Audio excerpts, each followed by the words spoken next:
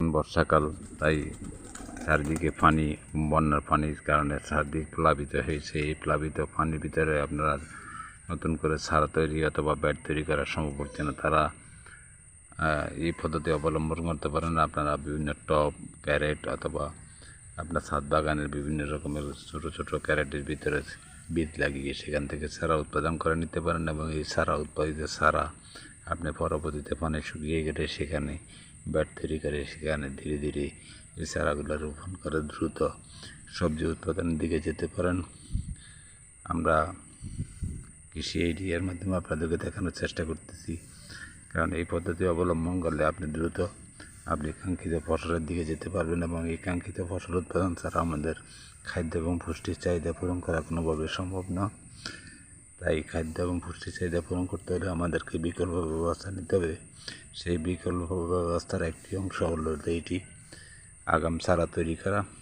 ঘরের ভিতরে অথবা বারান্দায় আপনি টবে অথবা বিভিন্ন ক্যারেটের ভিতরে কিছু মাটি এবং পচা গোবর দিয়ে মাদা তৈরি করে সেখানে ঘন করে চারা লাগিয়ে দেবেন এবং সেখান থেকে ধীরে ধীরে চারাগুলো স্থানান্তরিত করে আপনার নির্দিষ্ট যে জমিতে আবাদ করবেন সেখানে নিয়ে যেতে পারবেন এবং সেখানে নিয়ে আবাদকৃত জায়গায় যদি আপনি এটি লাগান তাহলে আপনার ফসলে কোনোভাবে উৎপাদনে হ্যাম্পার হবে না এবং সেখান থেকে আপনি কাঙ্ক্ষিত নির্দিষ্ট সময়ের ভিতরে কাঙ্ক্ষিত ফসল পাবেন এবং এই কাঙ্ক্ষিত ফসল পাওয়ার জন্য পাওয়ার বিকল্প নেই এবং কাঙ্ক্ষিত ফসল পেতে হলে আপনাকে এই পদ্ধতি অবলম্বন করতে পারেন এবং যদি আপনাদের কাছে এই পদ্ধতি ভালো লেগে থাকে কমেন্টসের মাধ্যমে জানাবেন এবং এইভাবে নতুন নতুন প্রযুক্তির মাধ্যমে আপনি আগাম যেসব শীতকালীন শাকসবজি আছে এবং বিভিন্ন রকমের সবজি ফসল আছে সেই সবজি ফসলগুলোর বীজ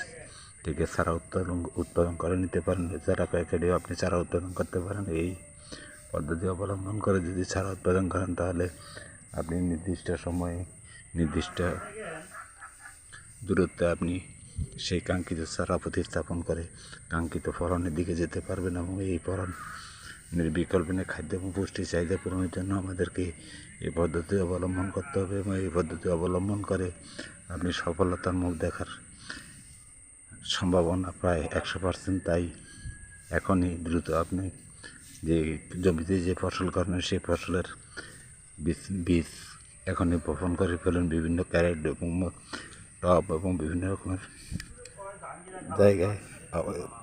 যদি আপনি বপন করতে পারেন সেখান থেকে চারা উৎপাদন করে নিলে সেই চারা কাঙ্ক্ষিত জমিতে লাগিয়ে ফসল উৎপাদন করে নিতে পারবেন এবং আজকের এই ভিডিওটি আপনাদেরকে সম্যক ধারণা দেওয়ার জন্য চেষ্টা করেছি। যদি ভিডিওটি ভালো লেগে থাকে লাইক কমেন্টস ফলো দিবেন। ধন্যবাদ।